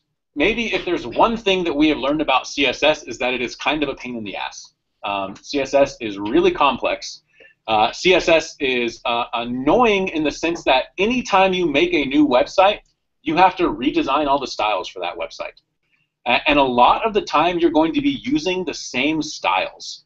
So you're always going to be adding navigation bars to the top of your page. You're probably always going to be centering your text. There will be similar layouts that you use, where you have a list of items over here, and then you have some content over here. You might always have a footer at the bottom of the page. You're always going to have buttons and menu items and other really common components. And you have to write the styles for those every time you do that, or copy and paste ones that you're already using with slight modifications, or steal them from somebody else, right? So hopefully we're not doing that. It is all code that's just on the internet. Twitter Bootstrap steps in and says, you know what? What if we made a whole bunch of classes? Literally, that's all it is. It's classes, CSS classes. and provided those styles for you. So we'll take the things that make a navigation bar, and we'll write up a whole bunch of CSS classes and their styles, and you can just add that class to something on your page, and now it's a navigation bar. And we'll take all of the default styles that go into HTML, like the way the fonts that are used, what a paragraph looks like, what a div looks like, what a heading looks like, and we're going to make them look prettier. Especially we're going to make forms look prettier, because forms are notoriously ugly in HTML. That is what Bootstrap is. It is CSS. It is a lot of CSS. It's also some JavaScript. We'll learn more about that later. But basically, it's CSS that you can just add to your project. And then you can use that CSS by just adding classes to your tags. It's amazing, right? Extremely helpful. Bootstrap is also responsive. This is something that we won't be covering in too great detail in this class. Responsive design is design that changes what your page looks like based on the size of the screen that it's being displayed on, or the size of the window. And so what we'll see is, as we move our window around, like the size of our window around on our web page, the layout will change. What's the advantage of that? Well, if you're viewing it on a mobile phone or a tablet or a desktop, the layout will be slightly different and probably look better on each one of those. So it's accommodating for the size of the window, or the size of the screen. Bootstrap is awesome. It is not a catch-all solution to everything. There are maybe times where Bootstrap is not actually what you want to use. There are alternatives to Bootstrap. One that was brought up is called Blueprint, which is also sort of a CSS framework that provides a lot of the same stuff, but is a little more minimal. Works the same way. Add the files to your project, add CSS classes to your tags, and you get some nicer styling. But it lets you do a little more customization, and I think requires you to be a little bit more familiar with CSS. I said boilerplate. Oh, boilerplate. Excuse me. I was like, that's right. So sorry. That's the one that. And that's what I was thinking. So I'll add that to our HTML as well. Foundation is also. We've got Foundation too. So let me make a note of these and as a reference. I would encourage everybody to explore these on their own, so you can see like what your options are. So we had boilerplate and Foundation. We are going to stick to Bootstrap. It's almost become a standard that everybody is using. It's kind of like jQuery in the JavaScript world, and it's stupid easy. And I think more importantly, the documentation is fantastic. So if I go to, if I just Google search for Twitter Bootstrap, so Twitter Bootstrap, that's all I'm going to Google. I'm just Google searching for this thing. First thing that comes up is this, actually second thing, which is annoying, is this getbootstrap.com. That's what you want. Click on that. You want this thing. Don't do the 2.3.2 one. This is Twitter Bootstrap's page. So I keep on saying Twitter because literally Twitter made this thing, is using it on their site, and then made it freely available to anybody who wants to use it. So we get the same kind of like layout and interface components that Twitter is using, only we can use them in our projects. And the documentation is incredible. It has basically tutorials and examples for every single possible thing that you could use from its classes, and it shows you how to use them. And then adds comments and caveats and things like that. Good documentation is invaluable once you start to really program. It can make the difference between choosing to use X and choosing to use Y. So, and Bootstrap documentation is unbeatable. Okay. So let's install Express and get a sense for what's going on here. From their main page, so from the Bootstrap page, just get bootstrap.com with a nice purple background, download Bootstrap. And you'll see that we have a couple of different options here. We can get source code, we can get Sass. We don't want either of those. We want actual Bootstrap, compiled and minified CSS, JavaScript, and fonts. So download that. It's being downloaded into our folder? No, it's being downloaded into your downloads directory. So the standard one that your computer uses. We have to install these files into our Express application. There are some tools for automatically managing this that we might cover later on.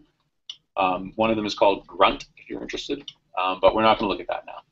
Basically, I just downloaded Bootstrap into my downloads folder, and it's a zip file. Open that zip file. I get 3 directories, CSS, fonts, and JavaScript, and they contain files. What I need to do is take these files and put them in my Express Applications public folder, but I need to put them in the right place, right? That's the trick that we need to be aware of. So I think there's a natural kind of one-to-one correspondence here. This is why I asked you to open your Express application in another window. I've got it here. I want to look in my public directory. So these are all my public files, and I have images, JavaScripts, and style sheets. Well, Bootstrap has a CSS, a fonts, and a JS. I need to take all the CSS files and put them in my style sheets folder, because that's where CSS goes in an Express application. I need to take all of the JavaScript files, the JS files, and put them in my JavaScript folder, because that's where JavaScript files go in an Express application. And then fonts, I'm just going to keep those in a fonts folder and stick it in there as well, right? So I'm just dragging these over. That's what we're doing. Take my CSS files, put them inside of the style sheets folder in my Express application. Take the JavaScript files, put them in the JavaScript folder in my Express application, and then take this fonts directory and just move that whole fonts directory over. So I've now put all of Twitter Bootstrap's files inside the right places in my Express application's public directory. Does that make sense? So even though it makes the folder that says JavaScript, you just copy whatever that's in the JS. That's right. Yeah, and don't copy the JS folder and put it in JavaScript, because now you have an unnecessary JS folder. We want those files directly. So looking directly. So looking in my public folder in my Express application, we now have fonts. We have no images, but we have these JavaScript files from Twitter Bootstrap, and we have these style sheet files from Style Sheets. Burn that into your head. Because every single project that we start is going to start like that. Can you repeat where you said fonts? Just drag it right into that public folder. You just do the whole folder? Or you have to take, files, I need the files individually. Okay. Just give you those same files every time? Every time. So what we're going to do eventually is start, I'm going to create some kind of GitHub repository that's like a template application that you can just start from. Really, that's maybe what you should be thinking about right now. Create a My Express template, give it all the files that it needs, and then copy that thing anytime you want to use it. Copy that directory into another one anytime you want to use it, right? Okay. So we've installed Bootstrap. If I'm doing it from the command line, I could see, I'm Control-Cing out of my Node application, but you don't have to if you don't want to. Basically, I see that I have my public folder, so I list what's in my public directory. I have, same thing, fonts, JavaScript style sheets. I list what's in the fonts folder, so public fonts. There's my CSS or my Twitter Bootstrap fonts. I list what's in the public JavaScripts. There's my JavaScript files and so on, right? Exact same thing that we're seeing from the binder or from Explorer. Just in the public, fonts just goes in the public folder. So, and again, those instructions are verbatim inside of that document on GitHub, which you should refer to. If we don't get this right, then the page won't apply to Twitter Bootstrap. Okay, so now we've installed Twitter Bootstrap inside of our application. How do we actually use it? Well, we need an HTML file that we're going to refer to those from. So let's create an index.html file in our public folder. I'm going to do that from the command line because I like to use the command line for these things. So I need to put an index file inside public. I can do that in two ways. I can cd into public, so I change that to my working directory and touch an index.html. Or, and I'm doing this from the root project folder, so I just cd'd out of that, I could touch the public / index.html file, and that is the equivalent thing. It puts index.html inside of public or creates a new one. Right? Same thing. Everybody understand why that's the same thing? Now, wherever you are, make sure you are back inside the root directory for this application. So do not be in the public folder. Be in the root one. So I called it intro bootstrap. And do npm start. What's that? CD space ... Definitely want to get familiar with those. Check out the first lesson with the bash commands. But we'll get so good at it, and by the time this is over, that you won't have to think about it. Okay. And I want to do the same thing again. I want to open this folder up in Sublime. So basically, my Express application folder, intro bootstrap. So in Sublime, I'll do file, which you don't see up here, file, and then either open or open directory, and find that folder wherever you put it. So mine is in here. intro Bootstrap. Right? I'm basically just opening all the project files again. There we go.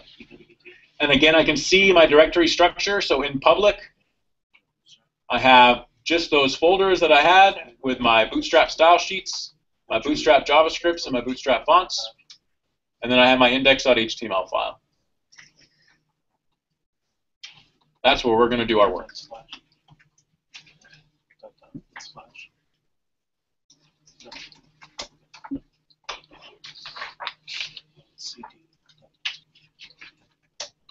Everybody get to this point? Can you start your application?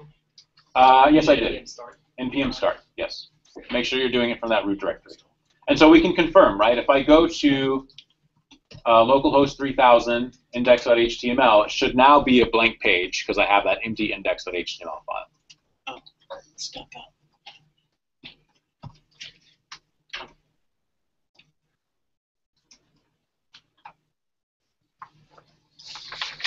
All right, Bootstrap. Okay, so what do we do now? So let me pause before I say that. Normally, we need to start building up our HTML file, right? So we would do the HTML tab, fill it in, add some stuff, put the doc type at the top. Let's not do that.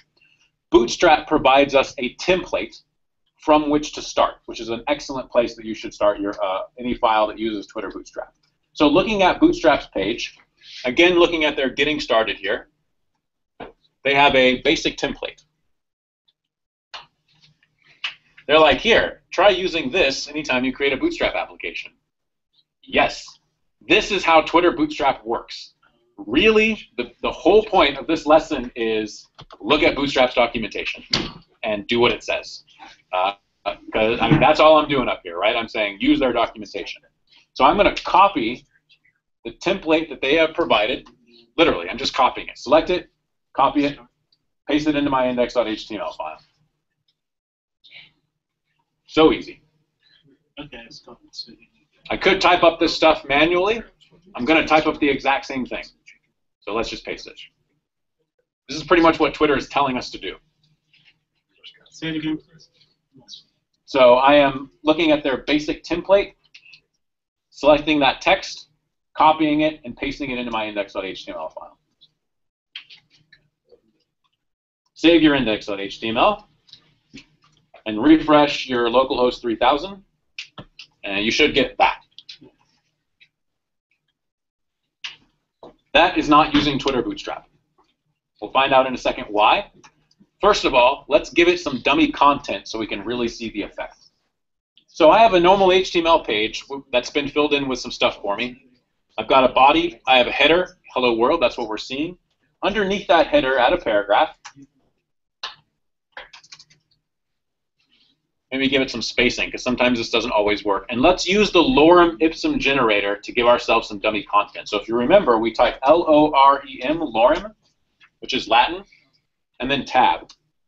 If that didn't work, just go back up, delete it, and try it again. Sometimes Sublime is a little funny.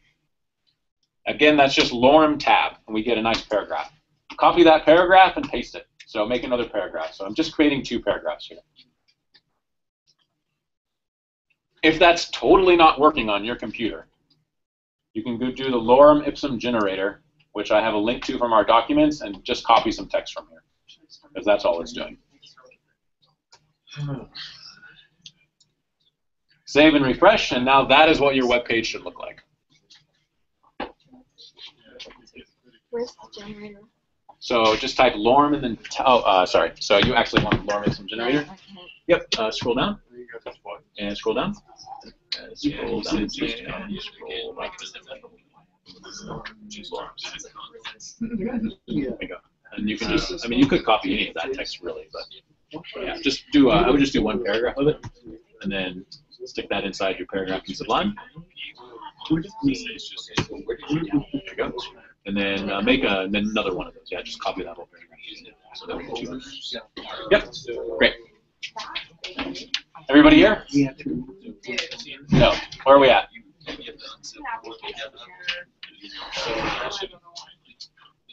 Everybody, how about other folks? Where are we at?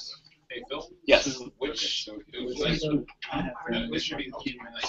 you download Bootstrap, where you download it from? Or you just get the button on their site? No, I just hit the button on their site. So if I look at the main Bootstrap page, getbootstrap.com, there's a download button. And then there's this, download Bootstrap. And that's what I want. Yeah, make sure you have that purple background. Even 2.3 is purple. Damn it. So probably you see a / 2.3 point whatever. Delete that.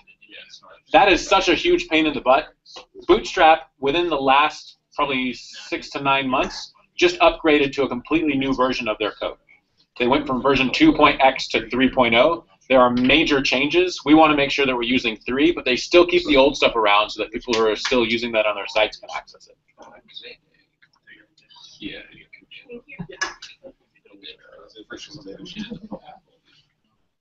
No, not yet. So if we were to copy our whole directory of Bootstrap and save it, put it somewhere, then that would essentially be a template. Yep. Then you've just made a template for yourself. That's right. So then we could just copy that into JS. Yep. Rather than doing CD into whatever, Maker, whatever, CD into Express, npm install, npm init, npm start, all that stuff, yeah, you could just make a folder and copy that every time.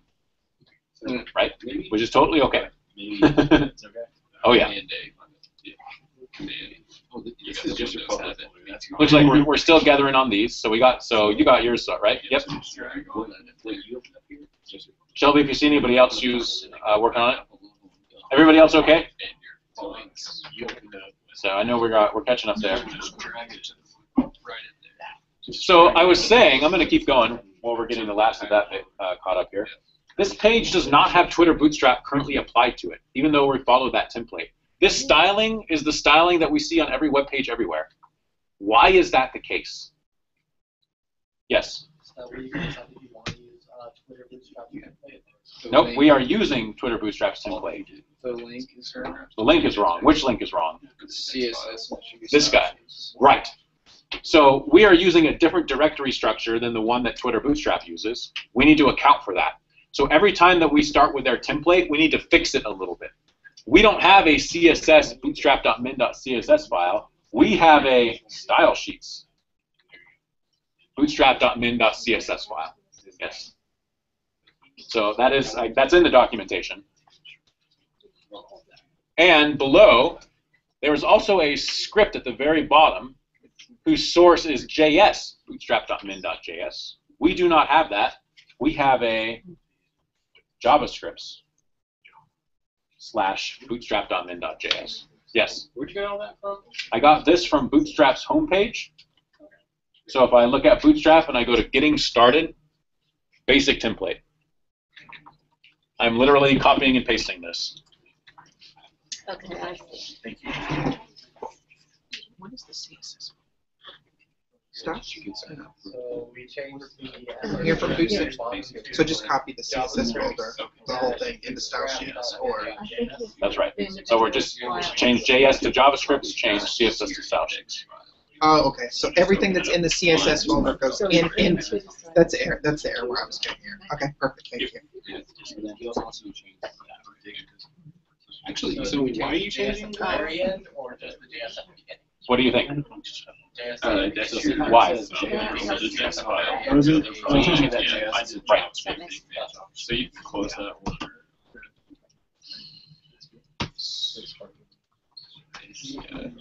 So save that.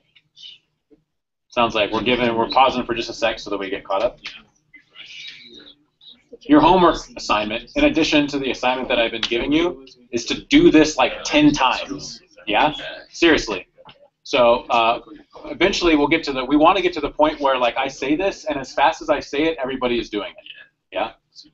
So that we don't have to spend like 20 minutes just getting started. We should be getting really, really, really good at this. That is not, as my piano teacher used to say, that is not going to happen if the only time that you practice is when you come to your lesson, which is what I did when I was a child. You guys need to practice. Like maybe even just do it once a day. Even if you're just doing it once a day, you're doing it every day. and it'll get locked in your brain, right? Make a new Express application, download Twitter Bootstrap, install it, put their template inside of an index.html file, fix the template. Do that a couple of times, and then maybe at some point set up a directory that you can just copy and paste. So, but we want to get really good at this. We're going to practice this. Setup will be much easier next week and the week after that because we're just doing JavaScript stuff. But I think we'll just start every lesson by doing this so that we get good at it, even though we won't necessarily need to. Okay. So I have fixed my templates, or I fixed my HTML. I saved that and refreshed my page, and it looks different. Okay? That is what your page should look like. You should have seen a visual change. What has happened? Your font changed. Font changed, yep, so that happened. What else happened? It looks like it's spacing. So spacing's a little bit different. The hello world size of that thing changed ever so slightly. The margins and paddings around this all went away. What happened is that Bootstrap applied a set of new default styles to every single tag. That is called normalizing. Basically, Bootstrap zeroed out anything that a browser might do because browsers do things differently and applied its own styles.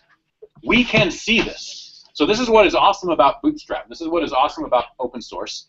Look in your style sheets directory. Look at this bootstrap.css file. Open it up. This is just CSS. This is what we are using. And notice that Bootstrap is targeting these things and setting some styling on them.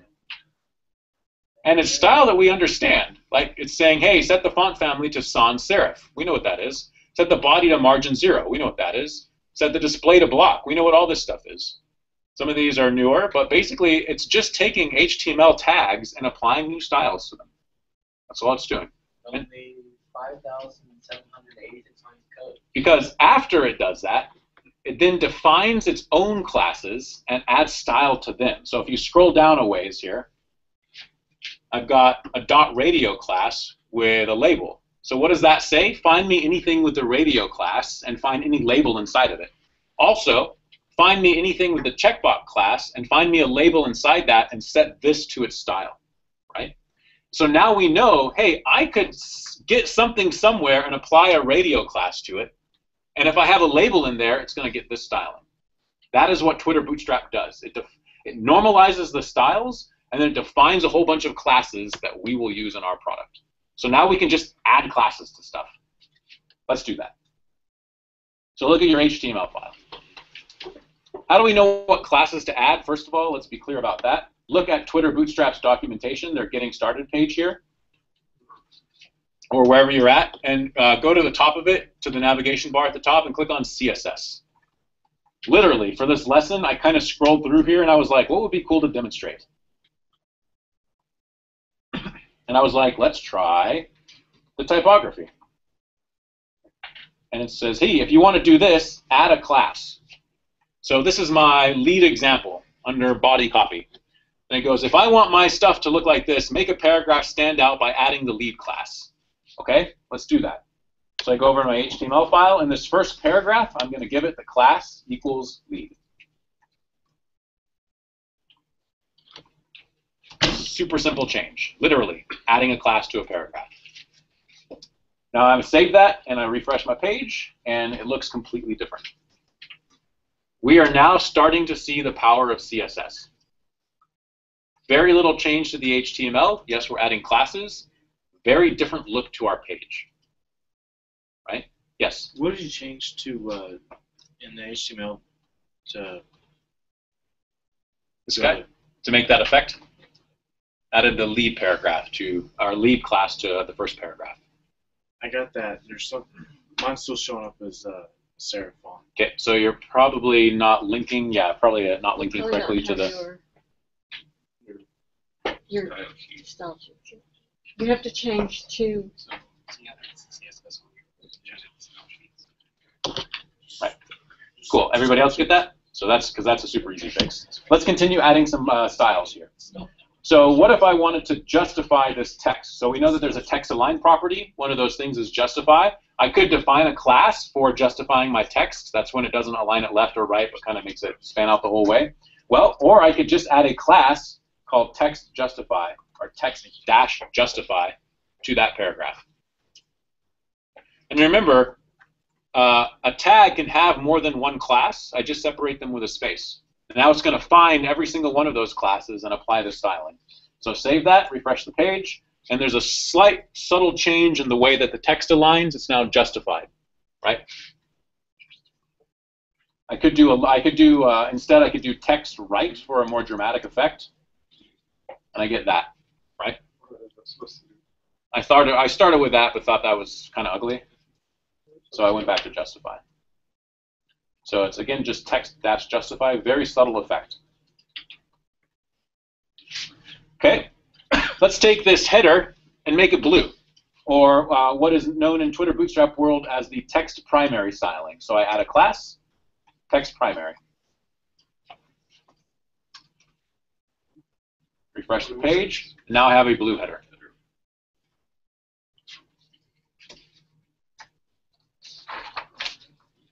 Let's set a background color on my second paragraph.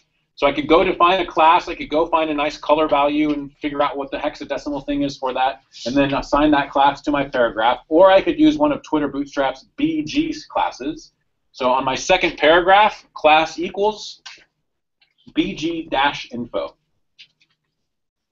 Save it and refresh, and I get a nice sort of light blue background color there.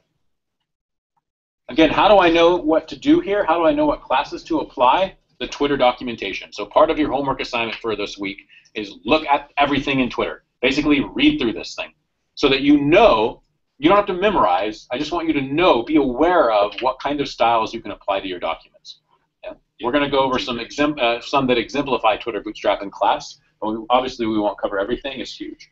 So now, one thing I don't like about Twitter Bootstrap here is that our margins and paddings are all 0, right? So the text runs up like right up against the edge of the background. It's kind of tight. We can fix that.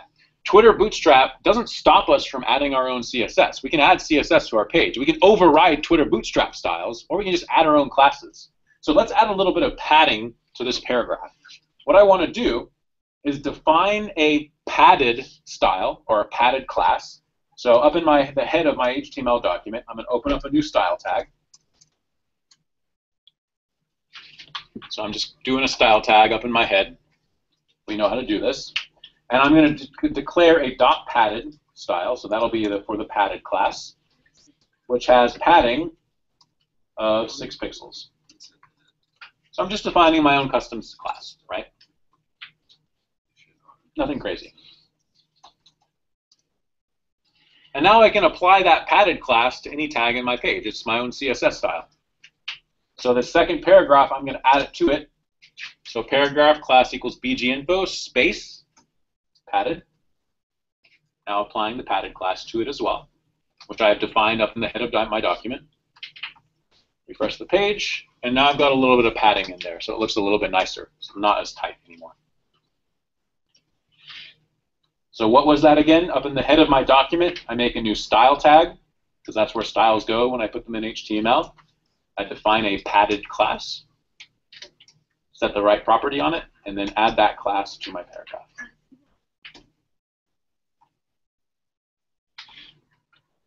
So this is what's changed, and this is what's changed.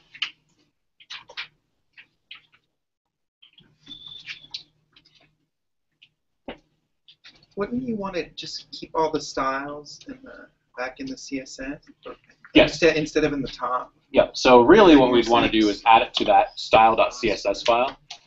Note you don't want to touch Twitter Bootstrap's files. Leave those as is, because occasionally Twitter Bootstrap will change its code. And when you download that new code and replace the old code with it, if you change that file, all your changes are gone. So you want to keep your changes separate from Twitter Bootstrap's. And yes, the right way to do that really would be to put it in a global.css file or the style.css file and then link to it. But this is a shortcut that's easy for the lesson, right? So the point here, though, is that we can continue to add our own styling. Let's add a table so we can see what Twitter Bootstrap tables look like. They turn out to be really nice. I am going to copy-paste this table from the GitHub documentation, so because there's too much text here. So I'm looking at my Twitter Bootstrap file, the intro Bootstrap in the repository. And notice I've got some code for a table down in there somewhere. So just find that. I'm going to copy that, and I'm going to paste it into my HTML document under those paragraphs, because it takes too long to type. But again, I just pulled those from my GitHub repository. Refresh the page, and now I have a fairly lovely, fairly nice-looking table underneath all of that. That looks quite a bit nicer than the table that we put together for the other assignment, right? So really the first thing Twitter Bootstrap does is make everything look better. Then it will add some cool components that we'll learn how to use. Let's further customize this table. And again, how do I know how to do this? The Twitter Bootstrap page has a table section. So basically, I'm just doing this, right? There are 2 more classes here. So what have I done to apply the Twitter Bootstrap styles? I've got a table, and I add the class table to it. So that goes to the gentleman's point. If I didn't want to apply the Bootstrap styling to this, I could just get rid of that class. So it doesn't just target all tables. It targets tables with class table, right? Let's add 2 more classes to this. One is table bordered. Make sure you get the spelling on bordered right. I often do that incorrectly. So table dash bordered. Save and refresh. And make sure I refresh the right page. And now I've got a border all the way around this thing, which I was kind of missing before. And the other class I want to add to it is table striped, which will give a background color to every alternating row. Refresh my page. And it's hard to see here, but there is a gray background there and a gray background there.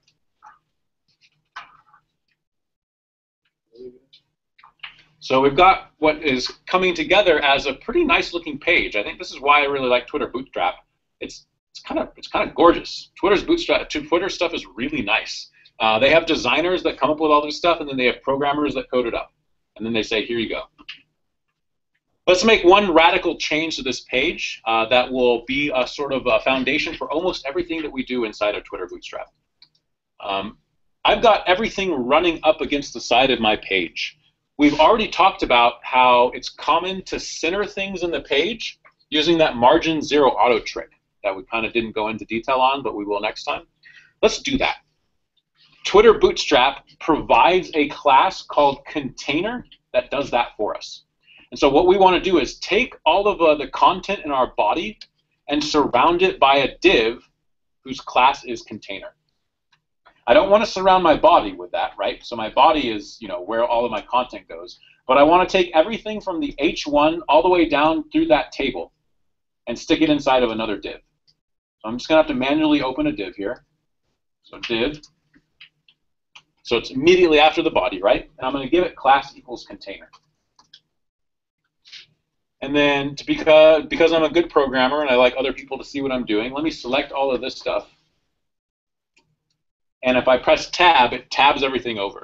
So now I can tell that all of these things are inside this div, right? And then immediately after I close my table here, I need to close that div. So I'll manually close it by typing it out there. So I've just taken all of that stuff that I had written, the header, the paragraphs, the table, surrounded them with a div, and set the class on that div to container.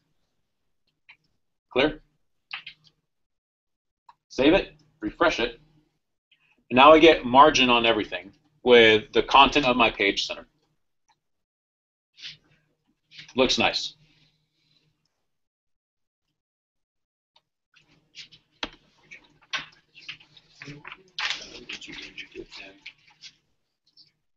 It also does something slightly magical. Yeah. Change the size of the browser window. So drag the browser window, the size around. So I'm just grabbing it from the right here. And I'm moving it around. And watch how the layout changes as the size of the window changes up to a certain point. Even the font size on that lead paragraph changes once the window gets small enough. But otherwise, you can tell it's resetting the width of this thing at certain points in the browser size. So when I reach a certain threshold, the width changes.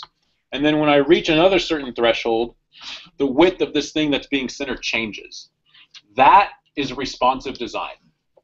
Twitter is accomplishing that using a special directive inside of the CSS called the @media query, which we will not go over. It's pretty advanced stuff. But the gist of it is I can use that media query and say, hey, only apply these styles, the following styles, when the size of the screen is less than 960 pixels, or more than 400 pixels, or between 300 pixels and 800 pixels, or whatever. And so I can isolate some of my CSS styles for certain kinds of devices, or device sizes, really. And so my page will look like this on a desktop, and it will look like this on a mobile phone, with slightly different font sizes and slightly different margins. And that happens automatically. I don't have to do anything for that to take effect. We can see that, again, just by looking at Bootstrap's code. So if I look at Bootstrap @CSS and I do a search for the @media, there's an example of that. Twitter Bootstrap, one of the reasons why this thing is like 500 lines of code or 5,000 lines of code, it is defining styles for every single thing like 5 times, depending on the size of the device. So that's why it's so large. Yeah, please go ahead. So we're going to wrap it up. We still have a decent bit more Twitter Bootstrap to cover. We still have some additional CSS to cover. So apparently this is not a 2-day lesson material. This will be a 3-day lesson material. But let's take a break. Let's take a pause. So I would have had a homework assignment for this class, which was start learning how to apply Twitter Bootstrap. But we haven't learned everything about using Twitter Bootstrap just yet. So what I'd like you guys to do for this week, review. Review and practice what we have already done. When we come in here on Monday and I say cd into a directory and start an application, you shouldn't even have to blink to know how to do that. That is what I want you guys to be really good at. If we are having to spend 20 minutes every class just figuring out how to start our applications, we're not going to get through all the material that we have to get through in this class. Get really good at that. Now, I'm not saying that to be overly direct or as a negative thing. I want to help you learn how to do that. Like, that's the point of this class. So feel free to shoot me emails. Feel free to get the contact information for our mentors or get together in groups and stuff. All of us want you to succeed. I will be stern about getting you there, yeah? Because it kills me to be like, oh shit, I didn't get through all the material, and we've got like 2 weeks ago or 8 weeks ago, and I'm already a quarter of the way behind for the current material. That is not sustainable. We won't learn everything. So we need to get really good at the basic stuff. And the basic stuff is all that we have covered this week. From this point on, it is programming. We haven't really even done programming yet. And programming is harder. So let's get good at this. I want to help you get good at this. Shoot me an email, okcoders@gmail.com. Don't worry about the homework assignment that it says. If you want to do the homework assignment, great, have a look at it. Spend time reviewing Bash, spend time reviewing HTML, spend time reviewing CSS, and start looking at the Twitter Bootstrap documentation. And get good at that stuff. Practice the command line. But again, it's up to you guys to get good, right? If it feels like the class is moving too quickly, then the class is moving too quickly for you. So, and only you can fix that with help from us. Yes, Maiwa. There's a command line shortcut that'll open up the folder you're in Sublime. Oh, cool. So I find a lot of people like trying to do that. Sweet. What is it? But you have to symlink it. Oh, what is it? So. The command symlink it? Yeah. It's kind of long. I can get it. But I mean, it'll help. You know, all I have to type is SUBL and the bottom group and open it. Oh, I use that. Yeah, you're talking about. Oh, sorry. So you're talking about doing this thing, huh? Yeah. So yeah. That's actually. You have to create that. Yeah. So you have to. Yeah, and you have to put it in your .bash RC file and stuff. Or you can just symlink it to your path. It's a one-line command. I have it. So if you have a Mac and you want to be able to do that. You want to change your path? I'm going to change your path variable. I'm going to add a command to it. So this is something that I totally recommend. So Maya was right about wanting to do this. It's a really nice shortcut that requires a little bit of fidgeting inside of your symlinking with your path variable. If you would like to know how to do that, talk with Maya. Maya, shoot me an email because I don't remember what that is, and I'll include it in our lesson material so that you guys will know how to do that. The plan was to start JavaScript on Monday. Instead, we were going to finish CSS and Bootstrap stuff because I want to make sure we get this. And we'll also just do some JavaScript as well, because we don't have any homework, so we're not going to spend 30 minutes at the at the start of class doing any homework stuff. Just get really good at this. We'll spend about an hour on what remains of CSS and Bootstrap, and then we will start learning JavaScript. So, okay, thanks, guys.